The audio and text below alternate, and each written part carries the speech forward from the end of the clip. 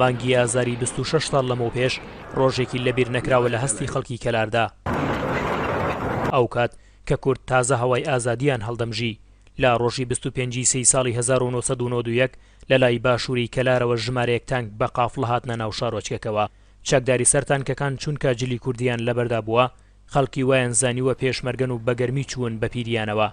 هەر بۆیە لە مزگەوتەکانی شاریشەوە بانگەوازکرا کە خەڵک نەترسن و ئەو تانکانەی هێنراون دەستکەوتی شەڕن.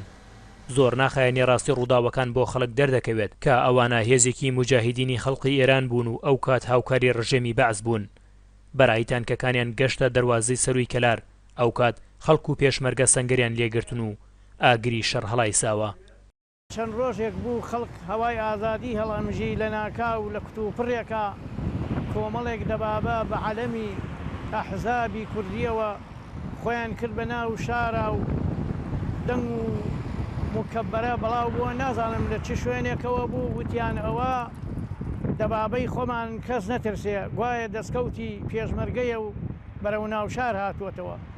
بەڵام بە پێچەوانەوە دوای هەر لە خەستەخانە و ناوبازارەوە دەستیان بە تەقەکردن کرد و شەلم کوێرم بە هەموو لایەکە. ئەلبەتە ئەم مەجموعەوە دیارە بەرنامەیان وا بوو کۆمەڵێ دەبابەی زۆریان لە شێغلەنگەر و کوڵەجۆ ڕاگرتە بوو و ئەم چەند دەبابەیە هاتن بۆی سەروی شار بگرن و سار بشەڵەژێن و ئەوانیش بێنە ژوورەوە. تانکەکان کاتێک گەشتە ناوشار لە ناوەڕاستی شارەوە بە هەڕەمەکی دەستیان بە تەقە کرد. تا ئەو کاتەی کە هێزەکەی مجاهیدینی خەڵق هاتنە ئێرە لە بەردەم نەخۆشخانەی گشتی کەلار و بە شێوەیەکی هەڕەمەکی تەقیان بەناو خەڵکدا کرد و ژمارەیەکیان شەهید کرد، ئەو کاتە هەم خەڵک و هەم حیزبە کوردستانیەکانیش پێیان وابوو کە ئەو دەبابانی هاتوون دەستکەوتی جەنگن و هێزەکانی پێشمەرگە گرتویانن.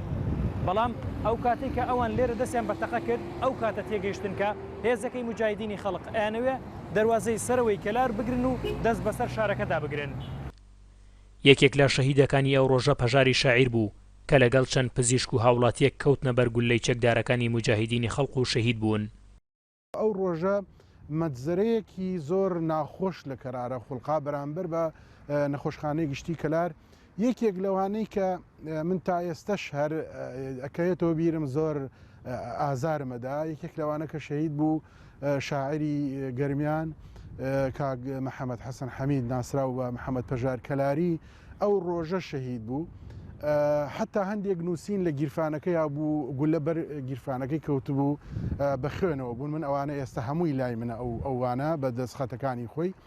زائیدەن هەر ئەو ڕۆژە 2-3 دکتۆر شەهید بوون. من لەم ماوەیە تەقریرێک یا راپۆرتێکی مجاهیدینم خوێندەوە لە شوێنێکە باس لەوە ئەکەن ئەوان کە گوایە بەهڵە هاتوون بۆ ئێرە، ئەوان نیەتی ئەویان هەبووە لەگەڵ هێزی ئێرانی کە هاتوونە بۆ ناوچە سونیرەکان لەگەڵ ئەوانە شەڕ بکەن، بەڵام ئەو هێزەیان کە هاتووەتە دزەی کردوتە ناو کەلارەوە لە هێزە سەرەکیەکانی تری خۆیان دابڕاون. من ئەمە هیچ تەبریرێکی تاریخی نییە بۆ ئەوانی بێنمەوە. ئەوان مەجزەرەی خۆیان کرد و تاوانێکی یەجگار گەورەی خۆیان کرد و ئەبوایە هەر لە ئاستی قیادەی خۆیانەوە پۆزش و داوایەکی لێبوردنی یەجگار گەورەیان لە کۆمەڵانی خەڵکی کوردستان و بە تایبەتی خەڵکی کەلار و ئەو خانەوادانەش بکردایە کە سوکاریان لێ شەهیدکردن. بەڵام ئەوان لەم دوایە ئەوە شتێکی لەو بابەتاڵێن. بەگشتی لە ئەنجامی پەلامارەکەی هێزەکانی مجاهیدیندا بە پێی تۆمارەکانی بەڕێوەبەرەتی شەهیدان و ئەنفالکراوان لە گەرمیان 24 کەس شەهید بوون کە زۆرینیان خەڵکی مەدەنی بوون.